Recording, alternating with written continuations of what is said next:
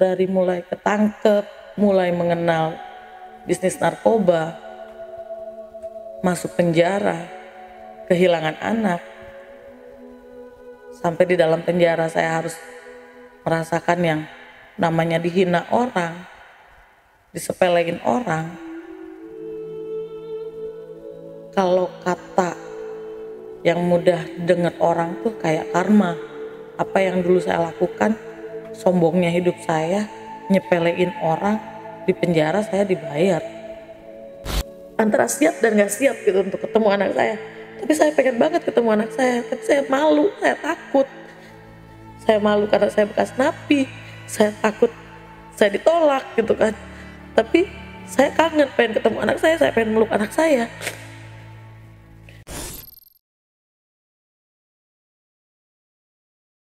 Assalamualaikum warahmatullahi wabarakatuh. Berjumpa lagi dengan saya, Ale, host Jejak Backpacker. Dalam obrolan Jejak Backpacker kali ini, saya menghadirkan seorang narasumber yang pernah terjerat di jaringan narkoba internasional. Selanjutnya kita akan mengupas tuntas apa yang terjadi sebelum Kak Dian terbelenggu dalam dunia yang haram itu. Tapi sebelum Kak Dian menceritakan pengalamannya lebih lanjut lagi, jangan lupa untuk selalu support channel YouTube Jejak Backpacker, subscribe, like, komen, dan share sebanyak-banyaknya video-video YouTube Jejak Backpacker. Tak lupa juga saya ucapkan terima kasih buat teman-teman subscriber dan penonton dimanapun berada yang sampai hari ini sudah mensupport channel YouTube Jejak Backpacker. Dan buat kalian yang punya pengalaman menarik yang mau ceritanya diangkat di channel YouTube Jejak Backpacker, kirim cerita menarik kalian melalui nomor WhatsApp yang saya cantumkan di bawah ini. Oke, kalian selamat malam. Wah, spesial eksklusif ini kali ini. Studio Jejak Backpacker kedatangan seorang nggak apa-apa saya sebut Kak ya. Jadi Kak Dian ini dahulunya pernah berprofesi sebagai pengendali narkoba di jaringan internasional. Dan pernah mendekam di penjara Kak ya? Iya benar. Berapa tahun Kak di penjaranya? Saat itu hukuman saya itu 10 tahun, subsidiar 7 bulan 15 hari. Dan saya harus tinggal di dalam penjara untuk 8 tahun, 5 bulan, 10 hari. Wow. Dan pernah tertipu juga oleh orang Nigeria. Iya. Sebelum Kak Dian menceritakan pengalamannya lebih lanjut lagi, saksikan setelah obrolan Jejak Backpacker yang satu ini.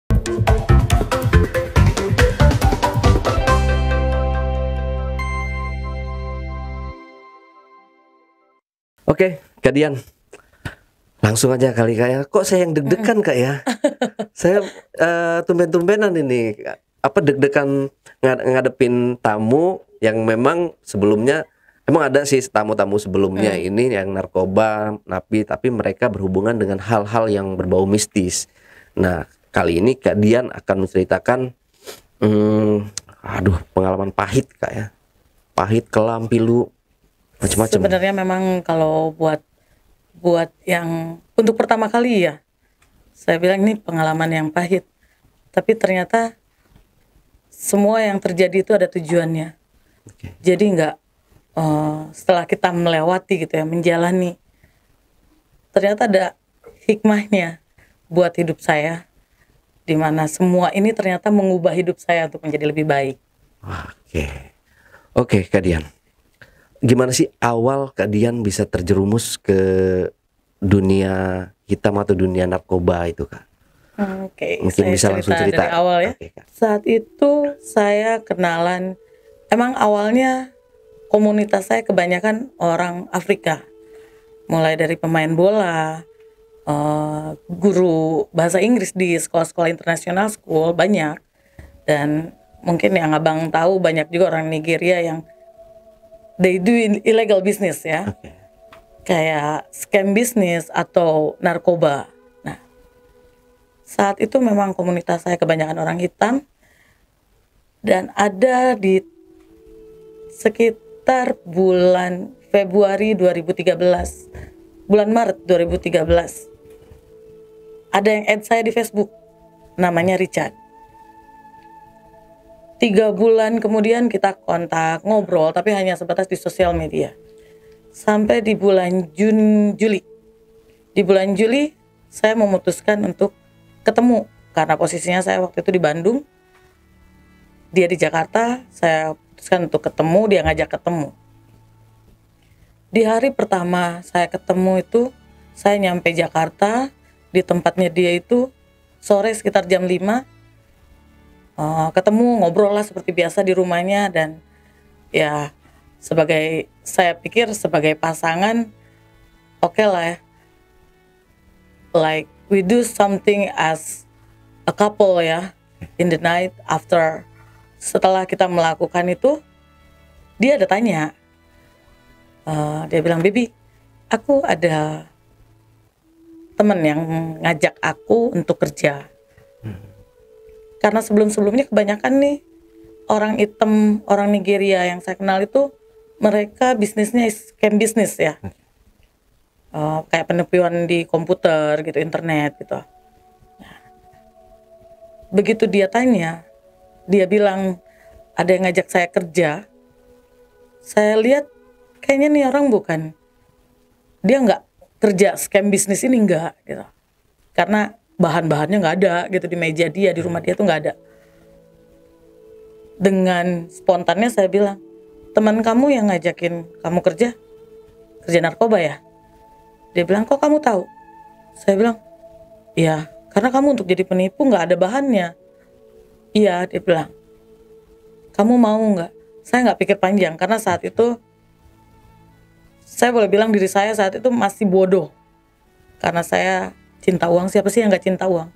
Siapa sih yang nggak senang punya uang banyak? Sebagai perempuan, siapa sih yang nggak senang shopping, beli branded things gitu? Saya cuma mikir, oke, saat saya kerja narkoba, mungkin saya dapat banyak uang, saya bisa belanja, saya bisa shopping, beli apa aja. Saya nggak pikir panjang, saya jawab, "Iya, ayo kita lakukan." Nggak lama, pembicaraan itu sekitar jam 11, jam 12 malam. Kita lanjut tidur, jam 5 pagi saya udah dibangunin. Pertama kali saya kerja narkoba itu, jam 5 pagi itu kita pergi ke daerah di Bekasi, di satu mall. Saya sama si Richard ini diem di satu taksi, ada temennya tuh yang datang, bawa kotak susu Denko. Saya nggak buka, cuma saya tahu isinya itu narkoba. Begitu sampai rumah, kita pulang nih, sampai rumah, saya tanya, "Baby, itu apa?" "Ini sabu." Dia buka kotak susu Denko itu, ternyata udah berupa enggak 1 kilo dalam satu plastik itu enggak, tapi udah dipisah. Satu plastiknya itu isinya 100 gram. Kalau kita di dunia narkoba kita bilangnya 1 O ya. Itu pekerjaan pertama saya. Dia kasih nomor ke saya, nanti saya suruh hubungin, nanti saya suruh nganter. Saat itu dia bilang bayarannya satu kantong itu cuma 1 juta. Saya pikir kan, oke lah, ini pasangan saya harus percaya. Setelah kita tinggal bareng selama 2 minggu dari pertama ketemu itu, ketahuan lah ternyata dia selingkuh. Di saat saya sedang bekerja untuk dia, supaya saya dapat uang, dia juga dapat uang untuk bertahan hidup di Indonesia, dia selingkuh di belakang saya. Saya pikir nih orang kayaknya licik ya. Oke, saya juga pakai otak saya. Dari situ kita kayak tahu sama tahu kalau kita nggak jujur gitu ya. Tapi ya diam aja karena kita butuh satu sama lain. Sampai akhirnya bisnis kita ini meningkat dari cuma nganter sampai kita punya kurir. Yang cari kurir saya, yang menyediakan akomodasi, tiket, paspor juga saya. Sebelumnya memang saya nggak tahu, tapi si Richard inilah yang ngajarin saya.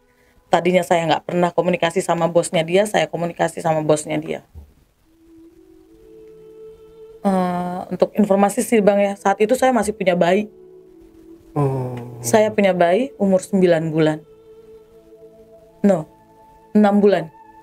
umur 6 bulan. 6 bulan, 5 bulan apa 6 bulan ya. Broken home, single parent. Single parent, karena saya sama papanya, anak saya tuh nggak nikah dan dia ninggalin saya. Saya okay, it's okay, aku bisa lah ya kan.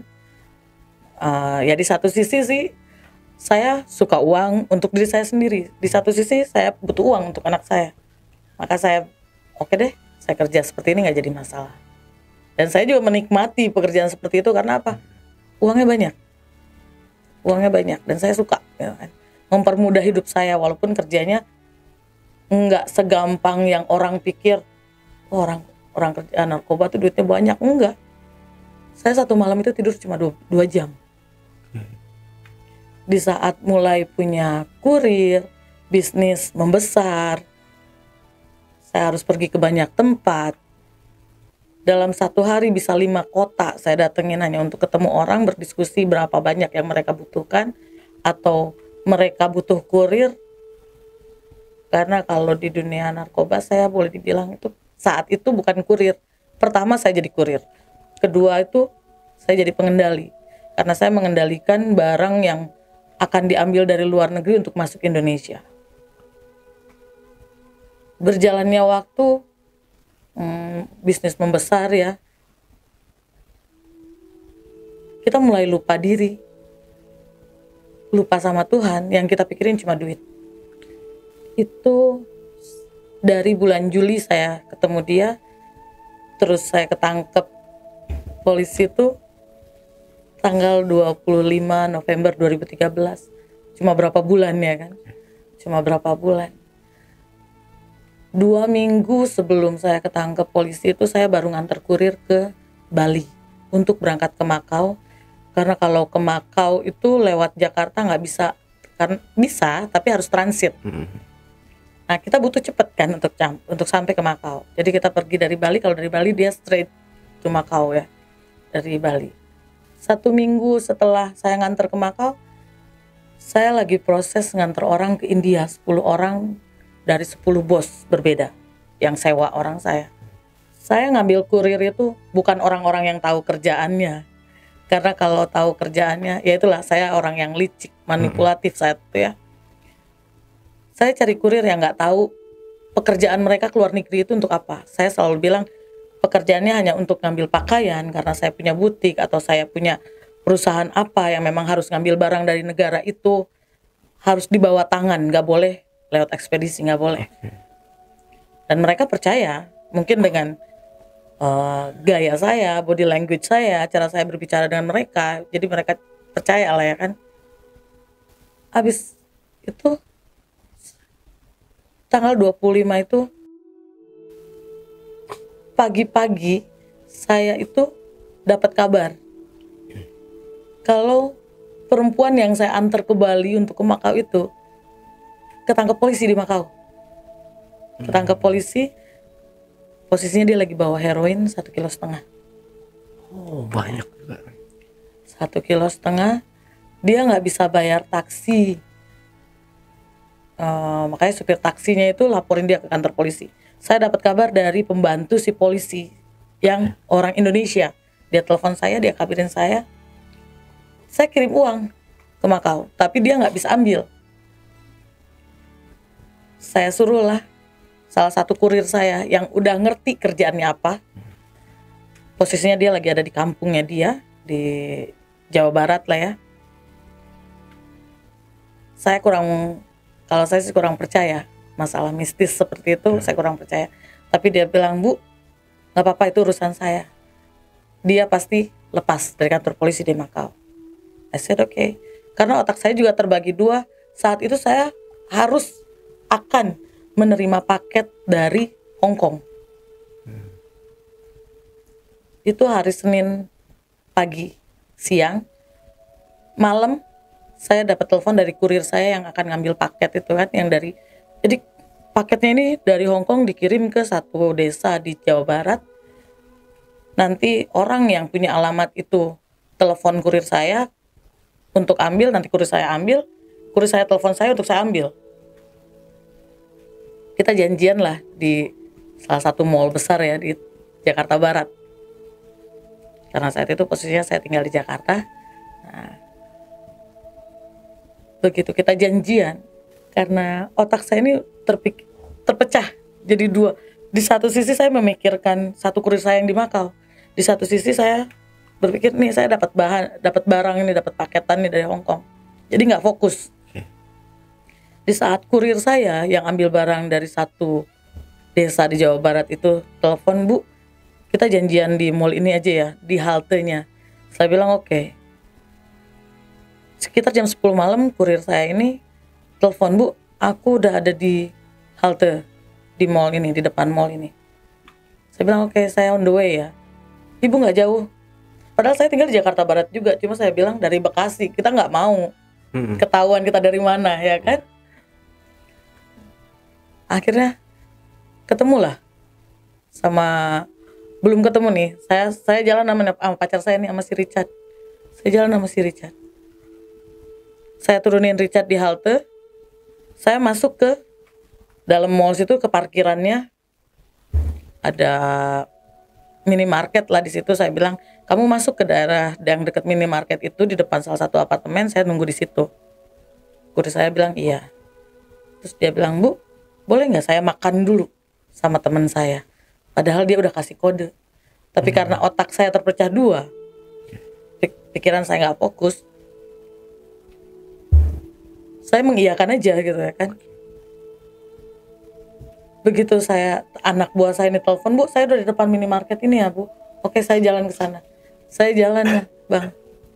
Saya jalan. Saya nggak berpikiran apa-apa, positif aja seperti biasa gitu. Dengan santainya, dengan pedenya, berpikir nggak akan ada yang terjadi gitu kan. Saya lihat kurir saya ini buka pintu taksi, dia berdiri di sebelah pintu taksi. Baru saya masukkan kaki kanan saya. Di belakang ada yang dorong. Oh. Taksinya itu sedan, mobilnya sedan. Langsung masuk semua, penuh taksinya. Salah satu orangnya itu teriak, "Kita ganti mobil, ganti mobil." Di situ saya udah nggak fokus, tapi saya cuma punya pikiran, "Ya udah deh, polisi, gue ketangkep nih." Pas kita ganti mobil, di mobil itu ditanya, "Nama kamu siapa?" "Dian." "Kamu tahu kita siapa?" "Tahu, Pak." "Siapa?" "Polisi." "Kamu tahu kenapa kita tangkap?" "Tahu, Pak."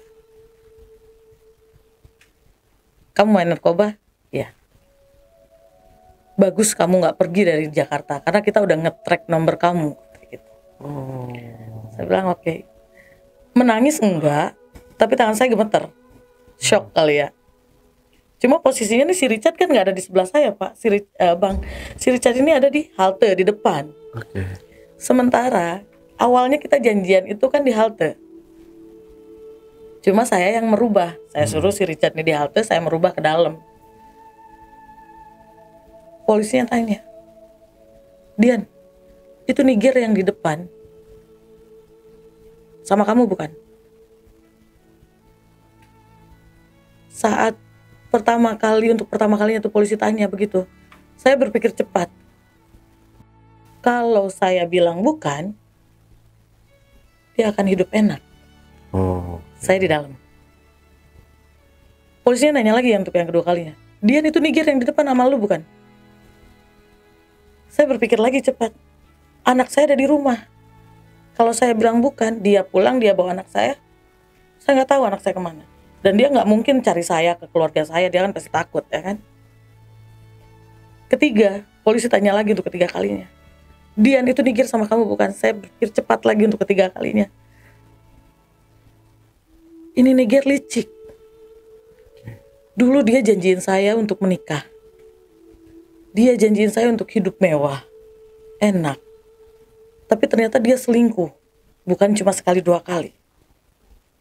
Di situ saya memutuskan, iya. Masuk mobil semua, putar arah ke depan.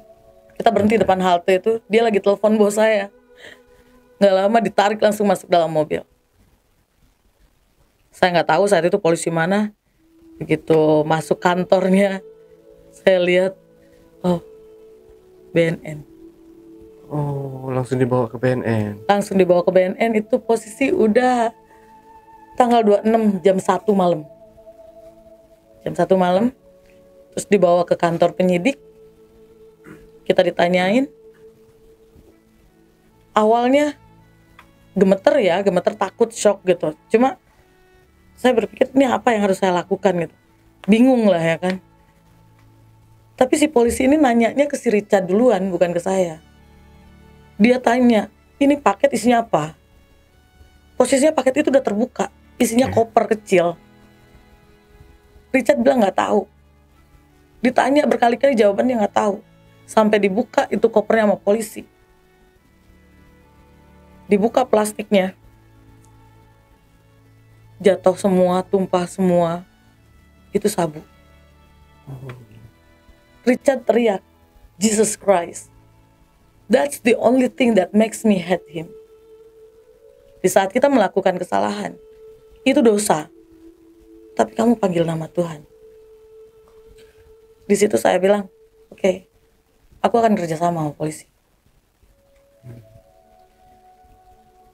Sebelum-sebelumnya nih kita kalau ambil barang, itu pakai kurir. Oke. Yang bikin kita ketangkep ini lewat paket. Karena kita mau potong biaya transportasi. Supaya kita dapat lebih besar ya. Yang ketangkep ini paket ketiga. Paket pertama lolos, isi 1,5 kilo sabu. Paket kedua, isi heroin 300 gram. Paket ketiga, isinya 640 gram. Itu yang gak lolos. Sebelumnya saya pakai kurir selalu lolos. Karena saya bekerja sama dengan beberapa instansi negara ya. Yang ya bisa lah gitu. Mempermudah jalan saya gitu. Tapi lewat paketan ini saya belum bekerja sama dengan siapapun. Jadi modal nekat aja nih pakai paket. Ya, kalau saya bilang puji Tuhan lah ketangkep. Abis ketangkep itu buka barang itu, si Richard bilang Jesus Christ. Itu bikin saya benci banget sama dia karena bawa-bawa nama Tuhan. Dari situ dia nggak pernah dipanggil polisi, nggak pernah ditanya-tanya. Saya duluan yang ditanya, yang di BAP saya duluan. Saya bilang lah semuanya karena percuma untuk mengelak pun, berbohong pun percuma. Cuma polisi kasih option, kamu nggak harus cerita yang lalu-lalu, kamu cerita yang sekarang kedapatan aja. Saya ceritalah apa adanya. Semuanya saya ceritakan.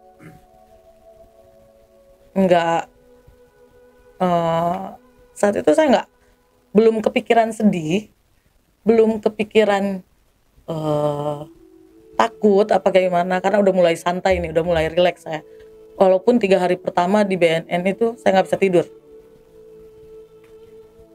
Cuma penyidik saya, seorang perempuan, dia bilang baru kali ini saya BAP Sindikat Internasional, perempuannya nggak nangis.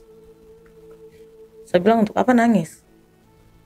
Di satu sisi saya udah menyadari, saya ketangkep karena saya melakukan banyak dosa. Di saat saya kerja narkoba, saya punya segalanya, apa yang nggak bisa saya beli? Semua saya bisa beli. Harga diri orang, saya bisa injak-injak. Jadi buat apa saya nangis? Menyesal. Tapi di satu sisi saya juga bersyukur ketangkep. Dari situ mulailah kehidupan baru di dalam sel. Dimana saya nggak boleh pakai handphone, nggak boleh ketemu keluarga. Tiap hari kerjaannya cuma ditanyain polisi, jalannya seperti apa, kerjasamanya sama siapa aja gitu kan. Sampai ditanya, boleh nggak kamu panggil bos kamu? Kita pancing keluar bos kamu. Saya bilang, kalau saya pancing keluar, jaminannya untuk saya apa? Apa saya bebas? Mereka bilang, enggak lah, mungkin kita bisa bantu. Masih di penjara juga kan? Saya bilang, jadi ya, itulah salah satu kebodohan saya, kenapa saya nggak sebut. Kalau saya sebut, mungkin kan semua sampai ke akar-akarnya kena ya. Tapi ya, karena saya nggak sebut, ya udah. Saya tanggung sendiri karena saya pikir di si Richard oke, udah kita posisinya udah di dalam penjara, dia akan baik lah sama saya ya kan. Di BNN saya tinggal 4 bulan. 4 bulan kurang 1 hari di BNN sebelum saya dioper ke kejaksaan, terus dioper lagi ke Pondok Bambu. Di BNN itu menurut cerita yang saya dapat setelah saya di Pondok Bambu, cuma BNN dan Bareskrim yang dapat makannya itu layak. Kalau di tempat lain makanannya nggak layak. Berarti kan saya berpikir lagi, oke, Tuhan tempatkan saya walaupun saya tertangkap, ternyata saya ditempatkan di tempat yang terbaiknya gitu. 4 bulan kurang 1 hari saya diterbangkan ke kejaksaan, dari kejaksaan di hari yang sama diantar lagi ke Pondok Bambu. Masuk Pondok Bambu 2 minggu saya harus tinggal di karantina. Turun karantina 5 hari, masuk kamar di blok. Satu kamar itu saat itu sekitar 25 orang apa 22 orang ya. Tidurnya kalau kita bilang kayak tidur ikan asin. Baris. Kita nggak boleh punya guling. Tidurnya miring. Sesak dong berarti ya. Sesak banget. Jadi kiri kanan itu sekitar 8 orang di bawah 5 orang atau 6 orang. Dan nggak pernah kosong. Saat itu Pondok Bambu penghuninya sekitar 1.200 orang. Belum seperti sekarang kan terbagi 2 ya. Ada lapas, ada rutan. Kalau dulu masih rutan. 2014 saya masuk Pondok Bambu itu masih rutan. Ada penghuninya sekitar 1.200. Sampai bingung ketemu orang, tahu nama nggak tahu muka nggak tahu nama. Baru 5 hari turun kamar, karena belum tahu situasi, belum tahu apa, memang nggak boleh pakai handphone, tapi ternyata kita masih bisa pakai handphone, walaupun ngumpet-ngumpet, dan masih banyak yang pakai. Cuma saya nggak pakai. Saat itu tuh pagi-pagi saya mau nelpon Richard buat minta uang mau beli handphone. Saya pakai handphone teman. Nggak lama datang petugas, tapi dia pakai baju biasa. Saya nggak tahu kalau itu petugas karena masih baru. Dia tanya, "Lu lagi ngapain, pojokan?" "Ngapain?" "Aku nggak ngapa-ngapain, Bu." "Lagi ngemeng ya?" Nggak tahu tuh bahasa ngemeng apaan, karena masih baru. Ternyata bilang teman aku, "Jangan disautin." Nggak lama datang banyaknya petugas. Kita setelah tahu nih kita panggil pasukan bodrek ya kan. Pasukan bodrek. Ternyata yang di kita bilangnya sidak, kayak razia kamar ya. Yang disidak itu nggak kamar saya doang. Ada beberapa kamar di blok itu yang disidak. Akhirnya kita masuk selti yang kedapetan. Selti itu sel tikus. Ya. Di Pondok Bambu ada 5 ruangan sel tikus. Ruangannya itu 1x2. Ya. 1x2, WC di situ, bak mandi di situ, kita makan di situ, dan cuma ada 2 matras yang bisa kita tidurin di situ. Karena banyaknya sidakan, banyaknya orang yang kena pakai handphone, yang ngecasin handphone, yang punya power bank, yang kena urin, ketahuan pakai sabu di dalam. Di 5 ruangan itu ada 49 WBP. WBP itu warga binaan pemasyarakatan. Jadi kita bukan nggak dipanggil napi ya. Di 5 ruangan itu ada 49 orang.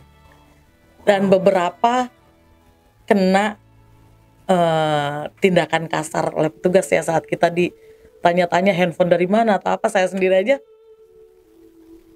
dilempar handphone, tapi untungnya nggak kena muka, kena dada. "Lu ya masih baru juga," bilang petugasnya, "masih baru juga udah berani pakai handphone." Ya karena saya salah, diam aja. Ada yang ditendang sampai kakinya itu lecet. Ada yang digampar, ada yang dipegangin kaki dan tangannya, disetrum supaya dia ngaku. Karena memang orang itu dia yang banyak masukin handphone gitu ya, dan udah target operasinya si petugas-petugas di situ, udah curiga gitu sama dia. Selama di selti itu kita nih teriak-teriak komunikasi dari kamar satu ke kamar yang lain. Kita dipukulin ini udah melanggar HAM. Ya kan? Adalah salah satu yang masuk sel ini bawa handphone. Handphonenya handphone kecil tapi ada kameranya. Terus kita foto lah orang-orang yang digambar pipinya masih merah, luka-lukanya masih ada, kita foto. Ada yang kenal sama wartawan, kita kirim ke wartawan. 1 minggu kita di dalam selfie, kita dikeluarin, dibawa ke aula. Di situ karutannya minta maaf. Karena mungkin udah ketahuan sama wartawan, dia takut kali ya. Karutannya minta maaf karena ada salah satu yang WBP-nya saat itu jempol kakinya itu diinjek meja dan mejanya didudukin sama petugas. Aduh, parah ya. Sampai WBP-nya itu nggak mau maafin petugasnya. Dia bilang kita masuk penjara karena narkoba kita akui. Sampai kita disidang, dapat hukuman tinggi, kita terima. Ini cuma handphone, tapi kita disiksa kayak binatang. Sampai kita punya bahasa itu, kalau petugas dulu bilang, kita itu dibina, tapi nyatanya kita dibinasakan. Itu bahasa kita ya. Tapi sorry tuh saya ini pengalaman pribadi saya ya kan, yang saya tahu ya. Enggak nyalahin orang atau kayak gimana, enggak. Yang pada akhirnya juga memang itu semua ternyata memang harus terjadi supaya mendisiplinkan kita sendiri gitu. Setelah kita keluar, kita kembali ke kamar masing-masing, berjalanlah waktu seperti biasa. Tetap masih beredar handphone, orang yang pakai sabu masih beredar, masih ada. Karena dulu kita dibilang itu Pondok Bambu surga penjaranya wanita. Semua masih bisa. Sampai satu hari saya dioper, diterbangkan. Kalau bahasa kita tuh diterbangkan di layar ke penjara yang lain. Tapi sebelumnya itu juga saya masuk selfie lagi untuk yang kedua kalinya. Karena ketahuan bahwa baterai handphone di dompet. Ketahuan bahwa baterai handphone di dompet. Karena kita tuh nggak bisa punya baterai cuma 1. Harus double. Paling nggak punya 3. Karena kalau kita ngecas hari ini, pagi-pagi kita kasih ke orang yang ngecas, itu ngecasnya lewat petugas dibawa pulang. Jadi datangnya bisa 2-3 hari lagi. Jadi kita punya baterai itu paling nggak 2 atau 3 gitu kan. Kebanyakan orang yang punya handphone untuk kerja. Maksudnya kerja narkoba lagi dari dalam. Ada juga untuk have fun, pacaran. Ya kan? Ada juga untuk yang cari uang. Kalau di dalam itu bahasanya SBP, sex by phone. And we do it sama napi-napi lain yang napi-napi cowok ya, yang di LP-LP lain gitu kan. Mereka saling berhubungan bisa? Saling berhubungan. Saya juga berhubungan sama Richard, telepon-teleponan. Mereka punya caranya gimana gitu untuk nyari si perempuannya, atau perempuannya punya caranya untuk nyari si laki-lakinya gitu. Tapi itu sebelum proses sidang. Saya di selfie pertama kali nggak lama sidang. Di saat sidang itu, karena pikiran saya masih uang terus gitu. Karena bayangkan aja, orang kalau tahu itu penjara pikirnya kan orang sengsara lah di dalam gitu ya. Tapi tahu nggak, saat itu tuh Pondok Bambu seperti mall. Mau apa aja bisa. Mau krim muka, mau barang-barang branded kamu bisa pesen. Masih bisa bergaya di sana. Tapi ada satu hari di saat saya lagi sidang, yang saya butuhkan itu uang. Saya berharap SPK saya datang kasih uang, karena saya terlilit hutang saat itu. Tapi ternyata SPK saya nggak datang. Di saat saya pikir SPK saya datang, saya pergi sidang bawa cutter, Bang. nih orang kalau nggak kasih duit gue bunuh nih. Karena pikirannya udah duit mulu kan. Ternyata nggak datang. Tapi saya dapat hal yang lebih baik. Rencana tuntutan saya itu 15 tahun, subsidi 1,5 tahun. Pas saya bawa cutter itu vonis saya. Vonis saya dapat 10 tahun 7 bulan 15 hari. Oh, ternyata Tuhan memberikan saya yang saya butuhkan, bukan apa yang saya inginkan. Selesai sidang, hari berjalan seperti biasa di dalam penjara gitu. Kita masih melakukan aktivitas seperti itu aja.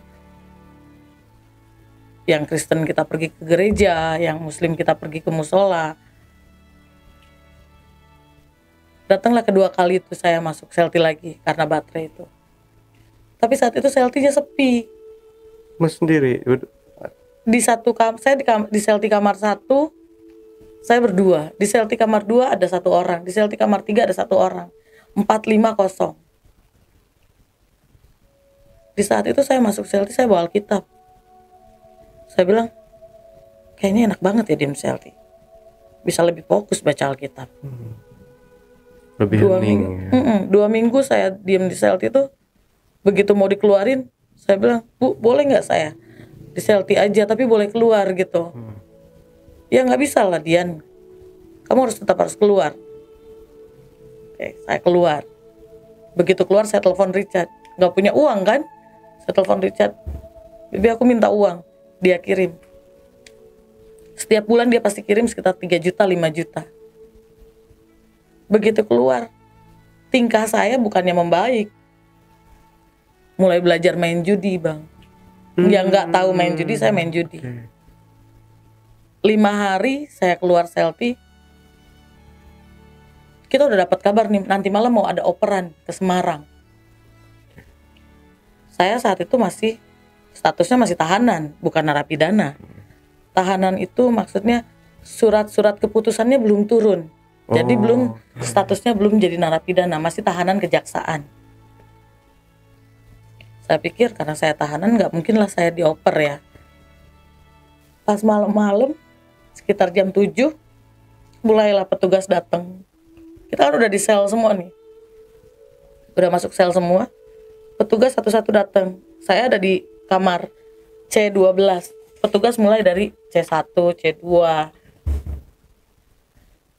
Satu-satu diambilin. Saya pikir saya kan nggak dioper, jadi saya cuma lihat operan deh. Begitu petugasnya di depan, saya berhenti. Dian, Dokter Yana, ayo beres-beres 10 menit. Oh, kena juga. Dan di sana tuh Bang, kalau kita operan kita kayak diculik. Kita nggak boleh bawa banyak barang. Yang saya bisa lakuin saat itu, begitu nama saya disebut, saya berdiri, saya jatuh pingsan. Shock, kok bisa dioper gitu kan. Akhirnya saya sadar, digantiin baju, dibawa ke aula. Saat itu baju yang saya bawa cuma 3 setel. 2 setel di tas, 1 setel yang saya pakai, tempat sabun, tempat kosmetik. Nggak lupa saya bawa Alkitab saya.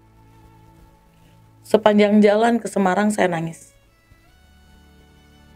Saya pikir saya akan kehilangan kontak. Dan benar, saat itu anak saya pas saya ketangkep saya kasih ke papanya. Masih kontak sampai saya pergi ke Semarang. Begitu saya sampai ke Semarang, 2 minggu di karantina, saya telepon nomor papanya lagi udah gak aktif. Hilang kontak saya sama anak saya. Di Semarang, orang bilang itu penjara paling pahit. Di mana saya tadinya merokok. Di Semarang kita stop semua merokok. Yang tadinya saya nggak suka cuci piring, cuci baju, tapi di Semarang saya berubah. Di Semarang, kalau kita bilang tempat yang paling tepat untuk berubah ya. Tapi saya juga nggak tiba-tiba berubah ya. Ada proses yang harus saya jalanin. Di mana saya jatuh lagi, tergoda lagi karena uang lagi. Ada temen yang minta tolong dia cariin bahan karena saya kerja kan di luar, di dalam saya nggak pernah kerja. Nah saat itu saya coba karena saya lihat uangnya. Begitu saya coba, saya telepon ada teman di Tangerang, di lapas juga di Tangerang. Dia bilang dia ada, tanpa saya berpikir panjang. Oh iya, saya bilang teman saya, udah deh lu DP-in, naikin 10.000, 10 juta. Teman saya juga karena percaya sama saya, dia langsung naikin lah uang 10 juta. Seharusnya hari itu juga selesai, barang turun gitu bang. Barang turun, paling telat besoknya. Kita tunggu, hari itu nggak ada. Besoknya nggak ada. Hari ketiga kontak yang di Tangerang udah mulai nggak aktif. Terus saya bingung nih. 10 juta orangnya minta balikin bang. Saya bilang, saya nggak sanggup deh balikin 10 juta. Karena saat kejadian seperti itu, si Richard udah ninggalin saya. Saya udah nggak punya uang sama sekali. Saya kerja jadi tamping dapur. Saya nyuciin baju orang. Saya piketin orang. Kalau dibilang, kalau kita di luar bisa dibilang kita jadi kayak pembantu buat orang. Namanya korpe. Korpe, kita singkat dari korban perasaan. Oke. Jadi korpe orang yang pagi-pagi kita harus bangun, sebelum bos kita bangun kita harus bangun, bikinin kopi ya kan. Nanti dia bangun mandi, kita anterin sabunnya. Selesai dia lagi mandi, kita timbain airnya karena nimba kan. Nanti siang bajunya kita cuci, jadwalnya dia piket, kita yang ngerjain. Itu sama warga binaan juga? Iya. Jadi kalau yang banyak uang lah ya, yang banyak uang, mungkin dia terbiasa hidup enak apa gimana gitu, bisa bayar orang ya mereka kan bayar orang. Karena saya juga awalnya seperti itu, masih megang uang saya suruh orang. Tapi begitu nggak punya uang, ya saya harus bertahan hidup seperti apa? Keluarga saya nggak ada yang kasih, dan saya juga nggak bisa membebankan kesalahan saya sama keluarga saya, ya kan? Saya nggak ada yang kasih. Jadi gimana caranya saya bertahan hidup di dalam? Apa aja saya lakukan. Sampai kejadian itu saya lagi jadi tamping dapur. Akhirnya saya diberhentikan dari tamping dapur. Saya masuk selti lagi di Semarang. Tapi karena memang saya juga ketipu, sekali lagi saya bersyukur bang. Kejadian itu ngerubah hidup saya untuk nggak terlalu percaya sama orang, walaupun orang itu kita pikir deket banget sama kita ya, baik banget sama kita gitu.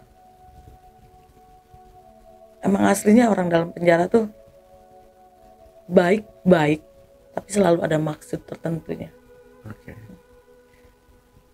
Puji Tuhannya, semua petugas percaya kalau saya nggak kerja narkoba. Si teman saya ini yang minta cariin bahan itu, dia bilang saya punya utang 10 juta sama dia untuk kasih pacar saya. Posisinya saya saat itu cuma kerja di dapur, punya duit cuma 400.000 sebulan. Kerja di dapur itu gajinya cuma 100.000. Terus saya cuciin baju orang dapat duit 300.000 sebulan. Sebulan pendapatan saya cuma 400.000 bang.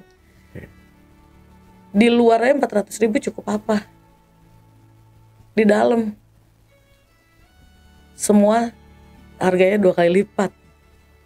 Kayak rokok semua segala macam itu. Semarang nggak ada rokok. Oh nggak ada rokok ya? Nggak ada rokok. Tapi semua harga 2 kali lipat.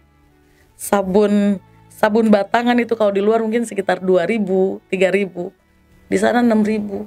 Itu yang kecil. Yang gede 9.000. Dan kadang-kadang saat itu koperasinya tuh susah gitu ya. Dia bilang saya punya utang sama dia 10 juta. Saya bilang sama petugas, kalau saya punya utang 10 juta, coba dipikir gimana selesainya kalau sebulan saya punya duit cuma 400.000. Belum saya beli sabun, belum kebutuhan saya. Puji Tuhan lah ya, petugasnya pada percaya gitu. Saya bilang, itu uang 10 juta itu dia minta dicariin narkoba. Kamu gak takut apa Dian? Kalau kita laporin lagi kamu ke polisi. Saya bilang saya nggak takut bu. Kalau mau dilaporin, laporin aja. Jadi biar ketahuan siapa aja yang main, bukan saya aja. Nggak ada yang pura-pura, saya bilang. Tapi akhirnya ya, saya tetap harus masuk selti, dikeluarin dari dapur. Teman saya ini karena kenakalannya itu dioper ke Tangerang, dibuang lagi ke Tangerang. 2 minggu 10 hari saya tinggal di Selti. Saya pindah kamar dari kamar 7A yang memang khusus untuk dapur. Saya pindah ke kamar 2. Di kamar 2 lah mulai hidup saya berubah, dimana saya jadi korpe orang, saya cuciin baju orang, saya disuruh-suruh orang. Yang tadinya nggak bisa cuci piring, saya cuci piring. Nggak mau cuci baju, saya harus cuci baju. Hanya untuk nyari duit tambahan 25.000, saya harus bersihin sampah, angkat sampah yang kalau kemarinnya hujan itu ya Tuhan bau sekali ya. Tapi ya apa aja saya lakukan untuk bertahan hidup. Nggak cuma sampai di situ, pelan-pelan saya bangun image saya lagi yang orang pikir kemarin saya kerja narkoba. Pelan-pelan saya bangun, saya pengen orang tuh percaya lagi, karena sulit dapetin percaya orang. Mulai ngikut temen yang kalau ada acara dia suka riasin WBP lain atau riasin petugasnya gitu. Saya hobi dandan juga. Dari situ temen pulang, saya gantiin dia dandanin. Awalnya nggak dipercaya bisa dandanin petugas, tapi lihat hasilnya, mereka percaya. Tiap ada pelatihan, kita kan di sana benar-benar kalau memang kita pikirannya positif ya, emang benar-benar kita dibina. Ada pelatihan yang mereka datangkan dari luar, kayak pelatihan masak, bikin roti, menjahit, bikin batik. Ada pelatihan salon, make up. Karena saya tertarik di bidang itu, saya ikut buat belajar lagi lah, nambah ilmu. Awalnya petugas masih banyak yang belum percaya. Tapi lama-lama dengan tingkah saya yang tadinya saya suka nongkrong gitu, ngobrol sama teman-teman, saya kurangin. Cuma pergi keluar, duduk di aula karena nggak kerja kan, duduk di aula. Sampai satu saat diajakin teman, ayo Yan kerja di gang. Di gang kerjanya ngapain sih? Kita kerja di gang itu dari hari Senin sampai hari Kamis. Kerjanya mengerumput bang. Mengerumput itu? Gunting rumput. Oh. Gunting rumput dari jam 7 sampai jam 9. Gang, maksudnya gang ini Jadi, gang apa itu? Ini tuh LP nih berbentuk kotak. Oke. Di samping-sampingnya ini kan ada tembok. Nah di antara tembok itulah sama si tembok LP ini, itu yang kita panggil gang. Oh. Kita bersihin itu. Sampai akhirnya aku turun ke got, bersihkan kotoran satu LP. Awalnya bau, tapi lama-lama saya menikmati kerja di situ. Iya. Karena gede uangnya. Nggak ada uangnya bang. Nggak ada uangnya. Nggak ada uangnya sama sekali. Terus nggak ada uangnya sama sekali. Daripada saya nggak ada kegiatan, cuma duduk di aula ngobrol-ngobrol ngomongin orang, jadi dosa. Mendingan saya kerja. Mulai di situ petugas satu-satu mereka kasih kepercayaan lagi. Mereka kasih kerjaan. Nggak harus dibayar uang pun. Kadang kalau saya dandanin satu petugas, dia tanyain mau apa? Nggak apa-apa, saya bilang. Karena saya senang aja, hitung-hitung saya belajar. Nanti malam saya jaga malam. Kamu mau makan apa? Apa aja deh bu. Malamnya dia dinas malam, dianterin ke kamar pecel ayam atau pecel lele. Bersyukur banget bang. Nggak semua orang bisa makan malam makanan panas. Mewah banget ya. Buat kita mewah banget itu. Pengen makan gorengan panas aja susah banget. Nggak segampang itu kalau punya uang sih ya. Tapi kalau dipikir lagi, dulu di Pondok Bambu makanan yang nunggu kita, karena makanan banyak dijual sana. Tapi kalau di Semarang, kita yang nunggu makanan. Karena makanannya terbatas, dijual di koperasi pun terbatas. Kalau nggak cepet-cepet datang ke koperasi kita nggak dapet lauk. Tapi ya lauk di Semarang pun jatah makannya ya. Kita manggil itu cadong. Cadongnya layak kalau di Semarang. Mereka punya menu 10 hari sekali. Jadi menunya itu untuk 10 hari. Nanti kalau tanggal 11 balik lagi ke menu hari pertama gitu. Dalam 10 hari itu 3 kali makan daging, 3 kali makan ayam, 3 kali makan ikan, satunya telur dadar. Masih layak. Nyatanya saya keluar dijatah, enggak bebas kita pengen makan sebanyak ini apa itu, enggak, dijatah. Kalau dibilang kurang, tapi badan saya puji Tuhan sehat sampai sekarang. Di Semarang, aktivitas saya juga selain ke gang, mulailah belajar jadi worship leader di gereja. Kalau kita benar-benar pengen berubah, ya tempat ibadah lah tujuan kita gitu. Karena benar-benar butuh siraman rohani yang kalau saya bilang untuk menyegarkan jiwa saya ya, yang terpuruk saat itu, yang bingung, nggak tahu harus kayak gimana, nggak tahu siapa yang bisa nolong gitu, karena semua ada di posisi yang sama, punya masalah yang sama dan terpenjara di tempat yang sama gitu kan. Jadi ya mulailah di gereja belajar jadi worship leader, belajar jadi singer. Di situ mulai membangun iman saya. Sambil perjalanan waktu saya di Semarang itu saya masih coba-coba cari tahu soal anak saya. Tapi ya nihil, mau minta tolong siapapun juga untuk nyari di luar, nggak ada yang bisa diandalkan. Ya singkat cerita, di Semarang saya berubah. Buat saya sendiri heran kenapa saya bisa seperti ini, yang tadinya emosian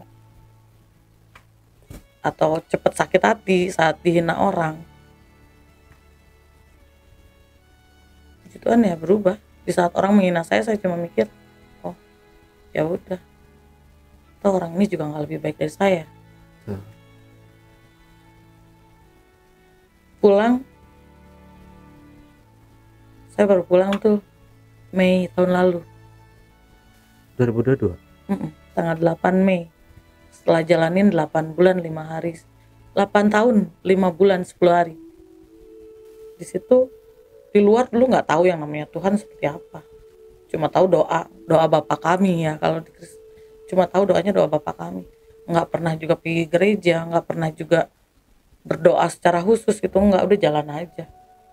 Gue tahu Tuhan ada, udah gitu aja, percaya gitu aja. Tapi di penjara itu ya benar-benar membuat saya untuk tahu siapa Tuhan saya, kenal siapa Tuhan saya, merasa dekat sama Tuhan saya, dan menyadari ternyata selama ini saya di penjara itu yang kasih kekuatan, yang kasih saya hidup, yang kasih saya kesempatan ya cuma Tuhan. Dan Tuhan yang bekerja gitu lewat orang-orang yang dihadirkan dalam hidup saya.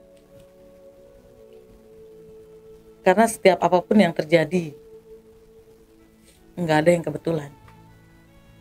Nggak ada yang kebetulan. Semua terjadi atas izin Tuhan. Dan dengan izin Tuhan lah saya masuk penjara untuk diperbaiki. Tanggal 8 Mei kemarin saya bebas. 1 bulan saya tinggal di Bandung. Keluarga saya menerima, tapi secara tidak langsung menolak. Dibilang sedih banget. Karena yang saya bisa andalkan keluarga saya. Tapi ternyata mereka sendiri nggak welcome gitu. Terus saya bingung harus kemana. Untuk makan aja, ya mereka kasih, tapi kasih apa adanya. Sementara saya masih butuh ada kebutuhan yang lain, ya harus bikin KTP, ya harus pergi ke Jakarta nyari anak saya. Selama 1 bulan itu saya cuma bisa diem aja gitu, berpikir harus cari duit kemana ya. Sementara kalau di Bandung nggak bisa nyari duit, nggak usah kemana-mana. Akhirnya saya kenalan lagi sama orang Niger. Lagi di Bandung saya kenalan lagi sama orang Niger. Ya seperti biasa lah, orang Niger pasti akan bermanis-manis ria dulu gitu mulutnya sama kita supaya kita mau gitu ya kan datengin dia. Tapi puji Tuhan pas saya ketemu sama Niger itu, ya walaupun saat itu kesannya jadi kayak jual diri ya. Karena pas saya ketemu, saya tidur sama dia, besokannya saya pulang, saya dapat uang. Saat itu saya berpikir, kenapa hidup gue kayak gini ya? Tapi gue butuh duitnya. Buat apa? Buat bikin KTP. Bikin KTP aja bang, saya harus bayar 3,5 juta. Tapi ya itu, sekali lagi, Tuhan sediakan. Saya bikin KTP, baru saya pergi ke Jakarta. Bulan Juni di minggu kedua saya datang ke Jakarta. Saya pacaran lagi sama orang Niger. Ketemu Niger lagi. Tapi dia seorang penipu lah ya. Cuma intinya saya nggak mau kerja lagi buat mereka, karena niat saya datang ke Jakarta buat nyari anak saya. Dan kenapa saya pacaran lagi sama mereka? Saya butuh tempat untuk tinggal di Jakarta. Saya nggak punya siapa-siapa di Jakarta. Kalau saya nggak ngorbanin diri saya, terus gimana saya mau nyari anak saya? Tinggallah di salah satu apartemen di Jakarta Pusat. Masih tinggal bareng. Di minggu kedua saya tinggal sama dia, saya ketemu teman saya di Facebook. Ketemu teman lama yang ada di Semarang, yang saya anggap seperti mama saya. Karena dia ngocehinnya galak sih orangnya, cuma ya memang buat kebaikan kita gitu ya, galaknya. Buat ngingetin kita gitu, kayak orang tua, seorang ibu ngingetin anaknya. Saya ketemu dia lagi di Facebook. Dia pulang 4 tahun sebelum saya pulang. Namanya Mama As. Dia udah ada dalam satu komunitas di mana dia melayani orang-orang di penjara. Minggu ketiga saya ikut dia, ketemu dia, ikut dia ke komunitasnya. Setelah di komunitasnya itu, kok kayak punya perasaan saya ada di tempat yang tepat ya. Kalau saya masih butuh juga, saya nggak mau pergi ke tempat-tempat lain, saya nggak mau ketemu orang-orang yang, ya ada beberapa lah yang udah pulang menghubungi lagi lewat Facebook, lewat media sosial gitu ya kan. Saya terima mereka sebagai teman saya di media sosial, tapi untuk ketemu saya nggak mau karena takut, punya ketakutan tersendiri gitu ya. Takutnya mereka pakai, mereka lagi di TO polisi, lagi jalan sama kita, terus ketangkep polisi, kita pasti ke bawah-bawah. Iya, kalau cuma tinggal, paling enggak kita tinggal 5 hari, 3 hari di dalam, sampai ketahuan kalau kita nggak bersalah. Iya, kalau kita ketahuan nggak bersalah tinggal 3 apa 5 hari. Kalau harus bayar, mau uang dari mana bang? Ya kan? Jadi saya tuh benar-benar menghindari orang-orang yang masih pakai, yang masih kerja. Saya jalanlah sama Mas ini, pergi ke komunitas itu. Setiap Sabtu kita datang. Saya putus lah sama pacar saya nih. Sekali lagi, ketahuan selingkuh. Putus lah. Karena niat saya, pikiran ya, kalau udah dapet Niger yang ini, saya pacaran, udah untuk settle down aja gitu, untuk bener-bener selamanya, mau nikah atau nggak nikah, ya buat selamanya aja gitu. Karena saya juga pengen cuma tinggal sama satu laki-laki, pacaran sama satu laki-laki, ya udah dia doang gitu, nggak harus kemana-mana lagi. Tapi kenyataannya saya harus pisah sama dia. Akhirnya saya numpang lah di rumah Mama As ini, di kosannya dia. Dia pun bukan orang yang keluar penjara terus ada, enggak. Dia kos di satu kamar kos yang kecil, tapi dia mau berbagi sama saya. Dia mau bimbing saya di luar, sampai makan apa ditanggung dia. Sampai satu hari saya cari papahnya anak saya ini di Facebook, dapat fotonya sama perempuan, udah berumur lah ya perempuannya. Saya ambil fotonya, saya post ulang di Facebook. Saat saya buka Facebook itu sengaja saya add orang-orang Niger semua. Atau yang mereka add saya terima semua karena saya mau cari informasi. Saat saya dapat fotonya, saya post ulang. Saya tanya, kalau ada dari kalian yang tahu orang yang ada di foto ini, tolong kabarin saya. Seminggu setelah saya post itu, ada satu orang yang menghubungi saya, orang Nigeria. Saya manggil dia brother ya. Dia suruh saya datang ke kantornya dia. Besoknya saya datang ke kantornya dia, dia jelasin, ternyata papanya anak saya udah meninggal. Tahun 2021 Januari. Saya bilang, terus anak saya ada di mana? Anak kamu ada sama istrinya. Yang di foto itu istrinya. Saya bilang, terus saya nyarinya kemana? Punya nggak nomornya? Jadi ternyata si brother ini tuh ada di satu komunitas namanya Edo Delta Community. Jadi kalau kayak kita bilang tuh kayak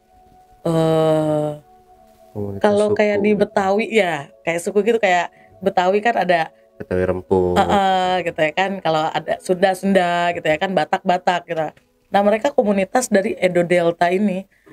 Ternyata papahnya itu juga ada di satu komunitas itu. Makanya aku suruh kamu, bilang sebenarnya aku suruh kamu kesini, aku mau jelasin semuanya. Anak kamu ada di perempuan ini. Aku kasih nomornya, tapi kamu jangan bilang kamu dapat dari kita.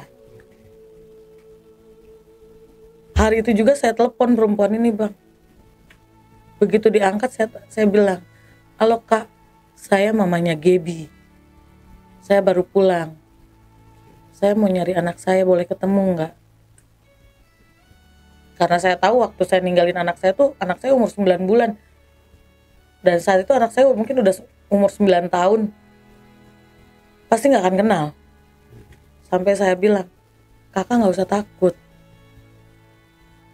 Kalau saya ketemu sama Gaby, kakak jangan bilang saya mamanya. Saat saya bilang seperti itu, rasanya sakit ya Bang. Pengennya saya tuh ketemu, saya peluk gitu, terus bilang, aku loh mami kamu gitu kan. Tapi saya nggak bisa bilang itu karena saya tahu anak saya bakal shock. Tiba-tiba ada perempuan bilang emak gue gitu kan. Saya bilang, nggak usah kasih tahu sama mamanya. Tapi anak kamu dia nggak ada di Indonesia, anak kamu ada di Afrika. Setelah pemakaman papanya, anaknya nggak dikasih pulang sama keluarganya. Terus aku bilang, terus gimana? Gimana aku bisa hubungin Kak ke Nigeria? Dia nggak mau kasih Bang. Stop di situ. Saya pulang. Besokannya saya datang lagi ke kantornya si brother itu. Karena dia janjiin saya kasih nomor keluarganya papanya ini di Nigeria. Dapat nomornya, saya telepon. Mereka seneng tahu saya udah bebas.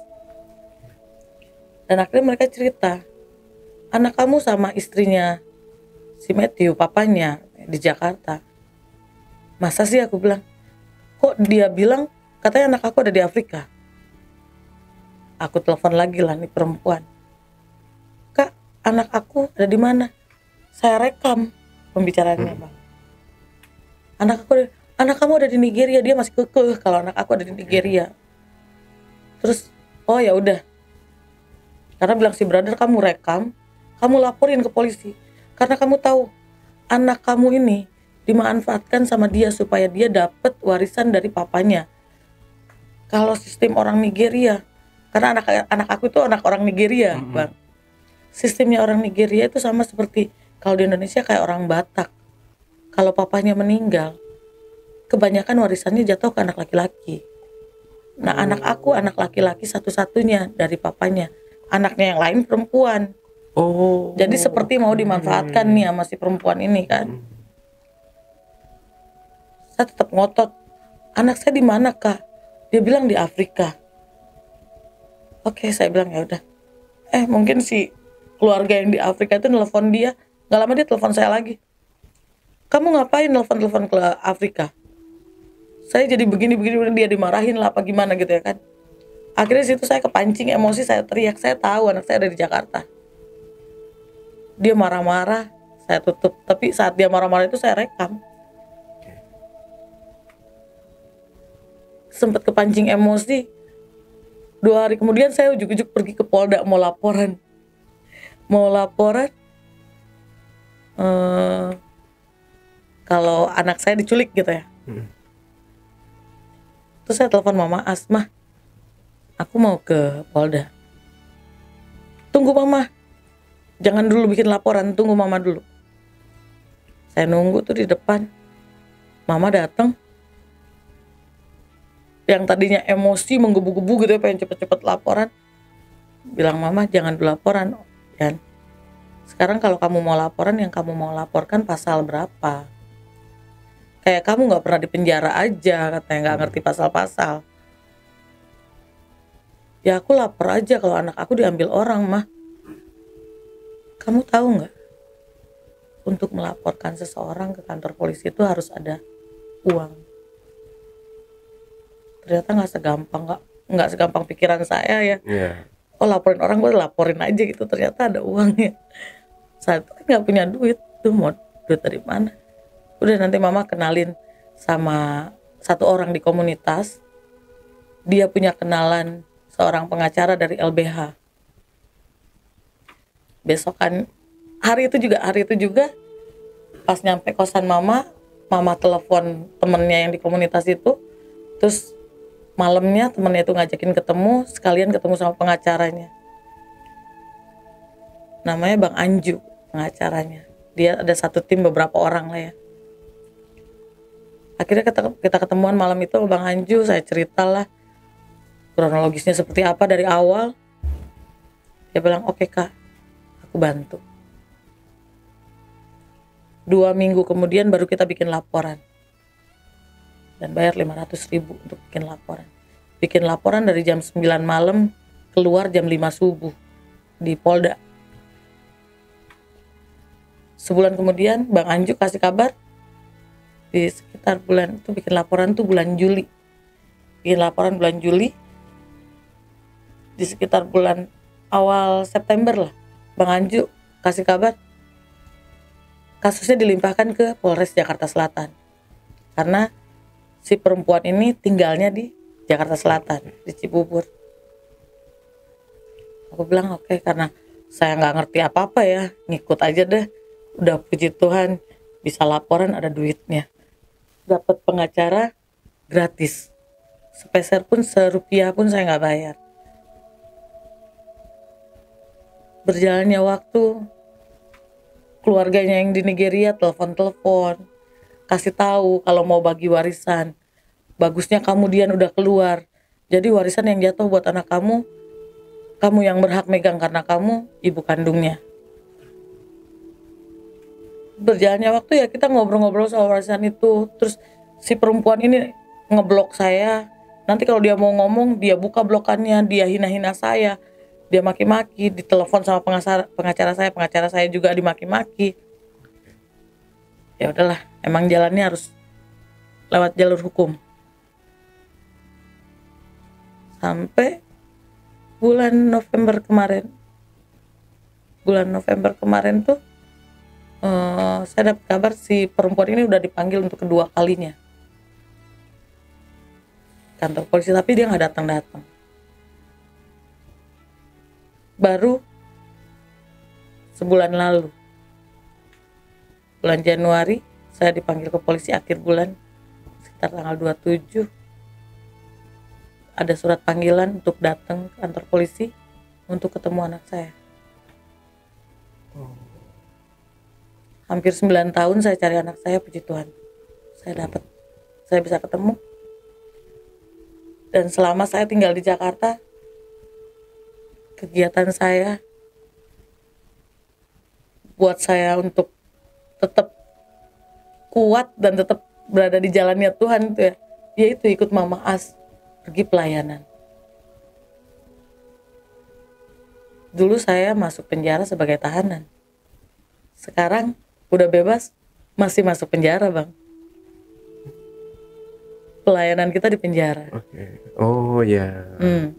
Jadi saya ada di satu persekutuan doa namanya Yabes, di BKT di Banjir Kanal Timur sini.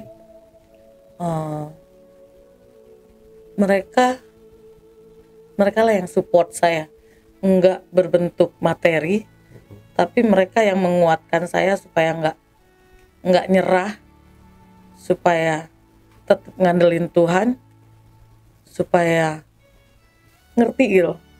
Setiap apapun yang terjadi akan memberikan pelajaran yang berharga buat kita gitu. Jadi saya dari mulai ketangkep, mulai mengenal bisnis narkoba, masuk penjara, kehilangan anak, sampai di dalam penjara saya harus merasakan yang namanya dihina orang, disepelein orang. Kalau kata yang mudah dengar orang tuh kayak karma. Apa yang dulu saya lakukan, sombongnya hidup saya, nyepelein orang, di penjara saya dibayar. Saya disepelein orang. Saya kehilangan anak, saya harus berjuang nyari anak saya.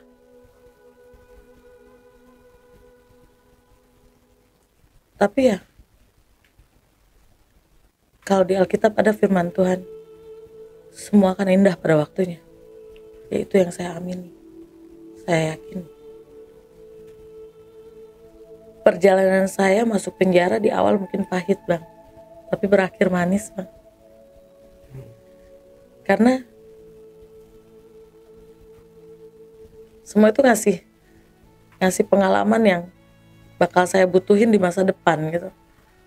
Ngasih kekuatan. Ternyata walaupun kamu punya uang, ada kalanya uang kamu gak ada gunanya. Dimana kamu punya orang-orang yang kamu pikir berkuasa, bisa menolong kamu, ada kalanya mereka gak ada harganya. Dan cuma satu pribadi yang gak akan pernah ninggalin. Cuma satu pribadi yang akan selalu nerima kamu apa adanya. Cuma satu pribadi yang yang akan selalu nolong kamu, gak akan pernah ninggalin kamu. Yaitu Tuhan saya.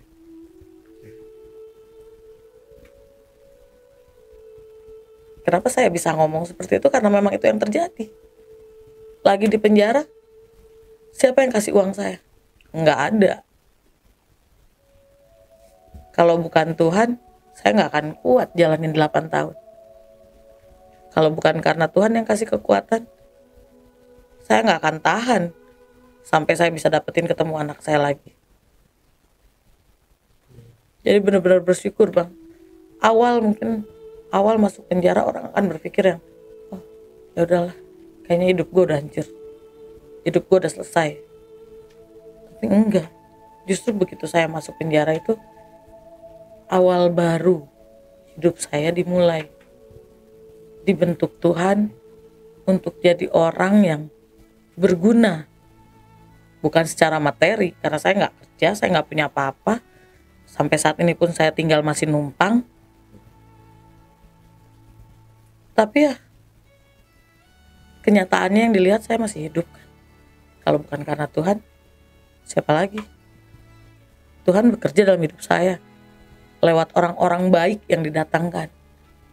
Dan saya juga bersyukur banget hari ini saya boleh ada di sini untuk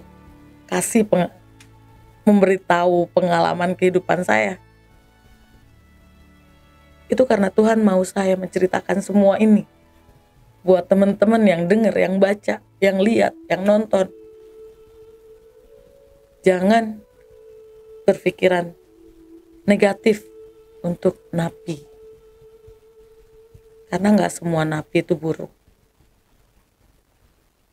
Jangan berpikiran hidup kamu akan selamanya enak. Satu hari kamu akan ninggalin dunia ini dan cuma satu pribadi yang akan kamu butuhkan, yaitu Tuhan doang. Jangan pernah berpikir kamu punya segalanya, kamu bisa lakukan segalanya. Ada kalanya semua yang kamu punya gak akan ada gunanya. Dan yang kamu butuh cuma Tuhan.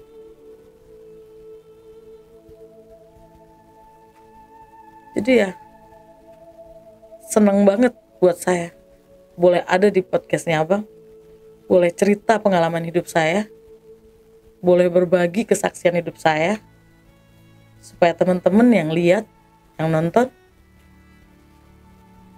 nggak selalu berpikiran negatif. Dan selalu percaya kalau Tuhan itu ada. Tuhan itu bekerja dalam hidup kita. Nggak mungkin enggak. Kita bisa buka mata aja, kalau bukan karena Tuhan, nggak mungkin kita bisa buka mata pagi hari. Jadi ya, inilah pengalaman hidup saya. Kalau saya yang pengen nangis. Kalau dibilang sedih gampang sih, enggak gampang banget. Kayak. Tapi di saat saya udah mengenal Tuhan, kalau kita jalannya sama Tuhan, apa sih yang nggak mungkin buat Tuhan? Apa yang nggak mungkin buat Tuhan? Kalau baca di Alkitab, orang mati aja bisa dibangunkan kembali, kok dihidupkan kembali. Orang buta bisa dibikin ngeliat. Ada satu firman Tuhan yang saya percaya, saya amini. Segala perkara dapat kutanggung di dalam Dia yang mengasihi kita. Kalau kita jalannya sama Tuhan, seberat apapun permasalahan kita pasti bisa lewatin. Karena permasalahan yang kita hadapi saat ini cuma permasalahan biasa, yang gak akan melebihi kekuatan kita. Dan saya percaya saat saya dikasih vonis 10 tahun, saya percaya saya wanita yang kuat. Karena Tuhan percaya sama saya pasti bisa jalanin. Puji Tuhan, saya bisa jalanin. Oke. Aduh, saya terbawa suasana jadi ya, teman-teman ya. Jadi tadi kalau yang ketemu dengan anaknya itu prosesnya itu seperti apa sih, Kak? Saya penasaran nih. Prosesnya itu dari mulai saya laporan dari bulan Juli sampai Januari kemarin tuh sekitar 7 bulanan ya. Awalnya tuh Bang, emosi, kalau dibilang emosi, tapi saya harus tahan. Sampai ada di awal Januari itu untuk nge-track, untuk apa ya bahasanya ya, untuk mancing nih perempuan keluar. Gimana caranya ya? Karena nomor kita udah diblok sama dia, kita cuma punya nomor terakhirnya dia gitu kan. Kita nggak tahu dia udah itu nomor masih aktif apa enggak. Saya harus bayar sekitar 5 juta Bang. Untuk aparat nih cari nomornya dia, ngelacak nomornya dia gitu kan. Puji Tuhan, dapat alamatnya. Awalnya pengacara saya bilang, "Kak, saya udah lihat anaknya kakak." Pengacara saya ngomong gitu ya, saya udah nangis Bang. Puji Tuhan, anak saya masih hidup. Lagi di penjara saya pernah sampai putus asa. Saya bilang sama Tuhan, "Tuhan, kalaupun saya nggak bisa ketemu anak saya nggak bisa dapetin anak saya lagi Tuhan. Saya cuma minta Tuhan, satu hari sebelum saya meninggal, saya mau ngeliat anak saya. Saya nggak akan minta saya jadi kaya lagi, saya jadi seksi lagi atau something like that. No, saya cuma minta Tuhan, kuatkan saya. Supaya saya bisa ngelewatin hari-hari saya yang saya tahu pasti akan berat. Tapi saya yakin saya bisa." Dengar pengacara saya lihat anak saya nangis. Saya bersyukur anak saya masih hidup. 2 minggu kemudian pengacara saya ngajak, "Ayo, tapi kakak jangan keluar dari mobil ya. Kakak jangan keluar dari mobil. Jangan lari. Karena kalau kakak lari, kakak akan ngacauin laporan kita. Nanti berbalik jadi kita yang salah." Di mobil saya diem, tangan saya dipegangin sama pengacara saya supaya saya nggak lari Bang. Tuh air mata saya nangis, air mata saya turun, udah kayak air terjun. Itu lihat anak saya dari jauh. Buat seorang ibu Bang, rasanya pengen lari, pengen meluk, dan bilang, "Gaby ini lo mami lo, ini mami lo, mami kangen sama Gaby," gitu. Pengen bilang seperti itu doang, nggak mau bilang yang aneh-aneh, enggak, cuma pengen peluk. Dan saya juga nggak niat, saat itu nggak akan ada niatan untuk ngambil anak saya kalau si perempuan itu mau kerja sama gitu kan. Karena situ perempuan nggak mau kerja sama, makanya saya bikin laporan. Akhir bulan lah Januari, sekitar tanggal 27 dan 26 apa 27. Sebelum saya ketemu sama anak saya tuh 2 hari sebelumnya saya lagi dekor tempat di persekutuan doa karena kita mau ada acara Natal bersama. Tiba-tiba ada yang telepon, nomornya nggak dikenal, nggak ada namanya. Tapi saya pikir takut orang yang penting gitu ya, saya angkat. Ternyata polisi yang di Polres Jakarta Selatan, dia telepon. Ini sama Bu Dian ya? Iya, saya bilang. Bu, kalau berkenan, ini saya Bu Sugi dari Polres Jakarta Selatan. Oh iya Bu, kenapa? Saya bilang, ya kalau Ibu berkenan boleh video call, anaknya ada di sini. Bang, rasanya lutut aku kayaknya mau lepas. Aku gemeteran. Terus saya bilang, iya Bu, ya boleh. Video call pertama kalinya saya lihat anak saya Bang. Saya bilang, Gaby tahu nggak ini maminya Gaby? Dia bilang iya. Gaby tahu nggak mami kangen sama Gaby? Dia bilang iya. Tapi dia kayak disetir ya sama maminya dia, yang mami tirinya dia lah gitu. Diajak ngomong bahasa Indonesia, kayaknya nih anak kurang ngerti, saya ajak ngomong bahasa Inggris. Saya bilang, boleh nggak mami ketemu Gaby? Boleh nggak mami peluk Gaby? Dia bilang iya. Terus polisinya bilang, udah dulu ya Bu, nanti tunggu panggilan dari kita. Saya bilang iya Bu, makasih. Besokannya pengacara saya telepon sambil kirim foto surat panggilan. Kak, kita dipanggil ya ke Polres Jakarta Selatan besok. Saya bilang oke. Dari mau pergi Bang, kita janjian jam 12 di Polres Jakarta Selatan. Janjian jam 12, saya jam 11 sudah di sana. Dari mau pergi, tangan saya nggak berhenti, gemeteran. Kalau buat orang, dulu saya pernah pakai narkoba, jenisnya ekstasi, inek. Tapi 2007 saya udah berhenti. Nah, saat itu saya gemeteran kayak orang lagi pakai inek. Badan saya dingin. Gemeteran. Antara percaya dan gak percaya saya mau ketemu anak saya. Ini beneran gak sih gitu ketemu? Pengacara saya datang. Kita naik ke atas ke lantai 3. Kita masih harus nunggu. Ternyata kanitnya belum datang. Nunggu di kantin. Gak lama ada orang dari kayak orang dari KPAI gitu ya, yang khusus ngurusin perempuan dan anak gitu. Dia datengin saya, Bu Dian, mau ketemu anaknya ya? Iya. Dia memperkenalkan diri. Dia bilang anak saya ada di depan. Saya nangis lagi Bang. Saya bilang, rasanya pengen cepet-cepet meluk. Dia loh ada beberapa meter jaraknya dari saya. Tapi kok saya antara siap dan gak siap gitu untuk ketemu anak saya. Tapi saya pengen banget ketemu anak saya. Tapi saya malu, saya takut. Saya malu karena saya bekas napi. Saya takut saya ditolak gitu kan. Tapi saya kangen pengen ketemu anak saya pengen meluk anak saya. Cuma ya udah saya tahan. Dalam hati saya cuma berdoa, Tuhan makasih, Tuhan makasih. Makasih banget. Makasih. Sebelum saya mati ternyata saya bisa ketemu anak saya.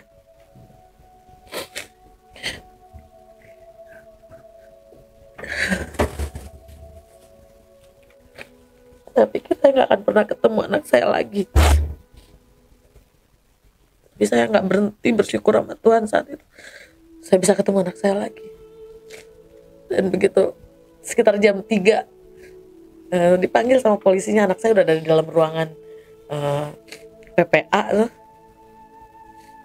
Saya masuk.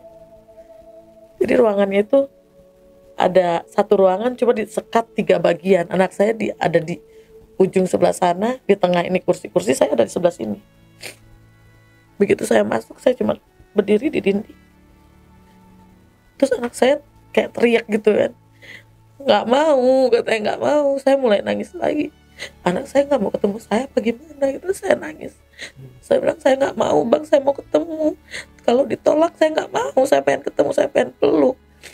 Akhirnya polisi bilang, ayo mbak, Gebinya udah ada di tengah, ayo Budian ke tengah, kita duduk sama-sama.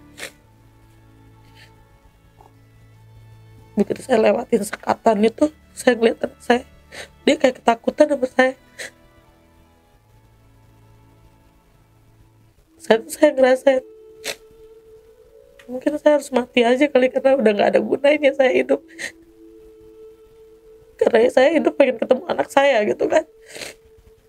Sebagai manusia saat itu saya berpikir seperti itu gitu. Tapi mami tirinya tuh ngomong, ayo Gaby, itu mami Dian, itu mami yang ngelahirin kamu. Kalau mami, ini kan mami yang jagain kamu dari kecil, kamu boleh peluk ya. Akhirnya anaknya mau datengin aku. Aku angkat, aku dudukin di paha aku peluk. Aku nangis. Nah, aku gak berhenti nangis. Saat itu cuma satu yang bisa aku sebut dalam hati, ya Tuhan, terima kasih. Hampir 9 tahun aku cari anak aku bisa dapetin, aku bisa peluk. Sekarang sudah berkumpul lagi kayak sama mami tirinya, saya udah damai. Walaupun pengacara saya masih belum percaya 100% karena ada soal warisan itu. Tapi kalau buat saya pribadi bang, saya nggak peduli sama hartanya. penting anak kayak Saya mau anak saya. Tapi kalau saya ambil anak saya, mestinya saya nggak punya tempat tinggal yang layak sekarang bang. Saya masih numpang sama orang. Setelah Tuhan kasih saya ketemu sama anak saya, masih ada pengorbanan lain yang harus saya lakukan. Yaitu nggak ketemu anak tiap hari, mengizinkan, mami tirinya mengizinkan saya ketemu. Tapi kalau saya ketemu, masa iya saya nggak bisa nggak beliin apa buat anak saya, nggak kasih makan apa gimana kan? Tapi ya di satu sisi lagi bang, Tuhan tuh baik. Tuhan itu bekerja dalam hidup aku. Dia datengin orang-orang yang baik, orang-orang yang baik yang nolongin aku. Ada beberapa temen yang dia kongsian lah ya, kasih uang 1 juta, udah dia ngekos. Puji Tuhan saya kos sendiri sekarang. Tapi ya kalau untuk ngambil Gaby, tempatnya masih nggak layak. Kosan dengan harga 750.000 di Jakarta bang. Kayak gimana sih, tahu sendiri lah ya, kondisinya akan seperti apa dan daerahnya akan seperti apa. Tapi ya saya bersyukur. Saat ini saya bersyukur saya bisa ketemu anak saya punya makanan untuk dimakan, saya punya tempat untuk tidur. Itu udah lebih dari cukup buat saya. Saya nggak mau nyari kemewahan, suka-suka, senang-senang, hura-hura. Udah bukan waktunya lagi. Dan beberapa hari lalu ada teman yang, karena itulah kenapa Tuhan kasih saya pelayanan pergi ke penjara-penjara bang. Ternyata bukan saya yang bukan mereka yang kita berkati, tapi saya sebagai tamu diberkati dengan ketemu mereka.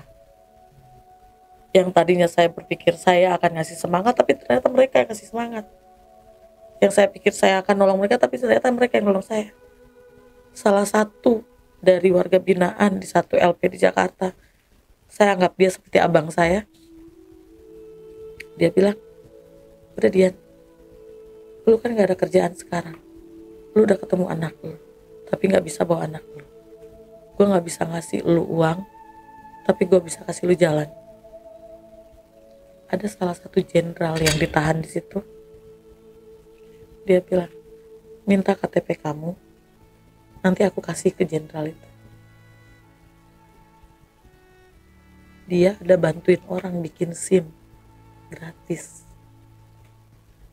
Dan rencana saya bang, kalau saya punya SIM, saya mau kerja jadi ojek online. Apa aja sekarang saya lakuin deh. Yang penting halal. Saya nggak kerja narkoba lagi. Saya nggak akan menyusahkan orang lain lagi. Yang penting saya ada penghasilan, paling tidak untuk saya makan sehari-hari, untuk saya bayar kosan bulan depan di setiap bulannya, dan untuk ngasih sedikit aja buat anak saya. Dan kebetulan hari Senin ini anak saya Gabriel ulang tahun yang ke-10. Kemarin saya sempat bingung, masa saya nggak ngasih kado sama anak saya? Baru pertama ketemu saya nggak ngasih apa-apa, malu gitu kan Bang. Tapi ya sekali lagi Tuhan kerja. Tadi malam salah satu teman saya lagi yang dari dalam, dia telepon, ya gue kirim duit ya buat beli kado buat anak lu. Tadi malam saya nangis, tidur sampai jam 4. Nggak berhenti ngomong sama Tuhan. Tuhan udah kayak orang gila bang ngomong sama Tuhan, ngomong sendiri gitu. Ya itulah, kalau sama Tuhan jangan pernah meminta apa yang kamu inginkan, tapi minta apa yang kamu butuhkan. Tuhan pasti kasih. Caranya jangan dipikirin, karena caranya nggak akan kepikiran sama kita bang. Tuhan tuh ajaib, kalau saya bilang hebat, apa aja bisa dia lakukan. Tadi pagi saya jalan ke Pramuka, ketemu teman saya, pergi ke mallnya di situ. Saya bilang ke teman saya, Sil, gue mau nyari kado buat anak gue, beli apa ya? Tapi gue cuma punya duit segini. Ya udah, ayo jalan. Anak saya suka main game nih bang di handphone. Udah ya jalan ke tempat gue ajakin lu. Pergilah kita ke bawah di mall itu, kita masuk salah satu toko. Anak lu kan doyan main game nih ya, lu beliin ini aja biar dia fokus main gamenya, biar dia nggak ganggu orang kayak anak gue. Uangku cuma 200.000 bang. Harganya aku beli headphone buat dia main game, harganya 150. Ya saya naik ojek ntar gimana. Dan sekali lagi teman saya bilang, lu gak usah bayar, gue yang bayarin. Hebatnya Tuhan. Hebatnya Tuhan. Selalu ada di saat kita membutuhkan. Dan saat ini, seperti tadi saya bilang, saya senang banget ada di sini bang. Beneran senang. Senang bukan karena bakal dilihat orang, enggak. Senang karena apa yang saya inginkan lagi saya di dalam. Saya tuh pernah ngucap, kalau saya keluar nanti gue pengen deh diundang kemana gitu, ditanya soal kehidupan gue, ditanya soal gimana gue ngerjain kerja narkoba, gue hidup kayak gimana, gue kenal Tuhan kayak gimana. Gue pengen deh kejadian hari ini. Pertama kalinya saya diundang ke acara seperti ini ya, acaranya apa? Iya. Dan saya makasih banget udah kasih saya kesempatan itu. Kita juga eksklusif banget ini, Kak Dian sudah menyempatkan datang buat bercerita, berbagi pengalaman pastinya Kak ya. Juga ini juga buat pelajaran juga buat teman-teman di luar sana yang mungkin melihat narapidana itu dari sisi negatifnya aja. Ya aslinya sih ya, jangan, coba belajar untuk positif. Orang-orang yang ada di dalam penjara itu kebetulan orang-orang yang tertangkap polisi. Emang udah waktunya ketangkap polisi. Tapi di luar masih banyak orang-orang jahat yang belum ketangkap. Kalau bilang bahasanya narapidana saat itu, Ntar gantian, mungkin tahun ini gue, besok pulang, tahun depan lu yang masuk. Kita nggak pernah tahu. Tapi ya ingat satu hal aja, seburuk-buruknya yang terjadi dalam kehidupan kita, jangan putus asa, jangan ninggalin Tuhan.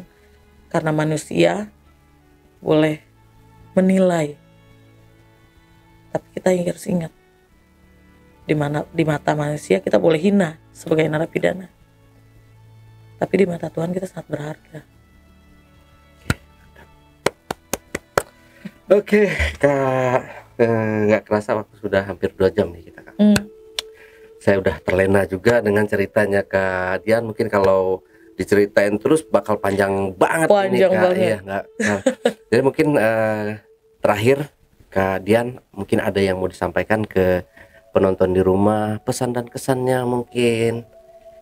Aku cuma mau pesan khususnya buat perempuan di Indonesia yang menyukai atau yang gampang terayu sama orang hitam. Jangan deh. Karena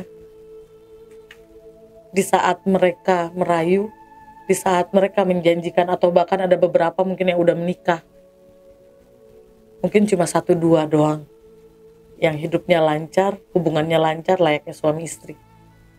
Tapi kebanyakan mereka hanya memanfaatkan kita. Jadi kenali di awal, hati-hati, tapi ya semua keputusan ada di kalian. Saya cuma kasih pesan supaya apa yang terjadi dalam hidup saya nggak terjadi di hidup kalian. Dan satu lagi, selalu ingat, Tuhan itu ada. Tuhan itu bekerja dalam hidup kita. Jangan pernah mengandalkan uang, jangan pernah mengandalkan manusia. Karena kalau kita mengandalkan manusia, kecewa yang akan kita dapat.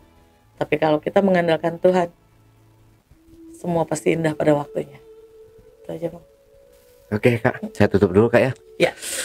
Nah, Backpacker, itulah tadi obrolan jejak Backpacker bersama narasumber kita, Kak Dian. Jangan lupa untuk selalu support channel YouTube Jejak Backpacker, subscribe, like, komen, dan share sebanyak-banyaknya video-video YouTube Jejak Backpacker. Wassalamualaikum warahmatullahi wabarakatuh. Kak Dian, terima kasih buat waktunya. Aduh, saya sampai mau nangis nih, Pak. Lihatlah kalau gini kita lanjut lagi ceritanya Kak Dian ya. Oke. Sampai jumpa.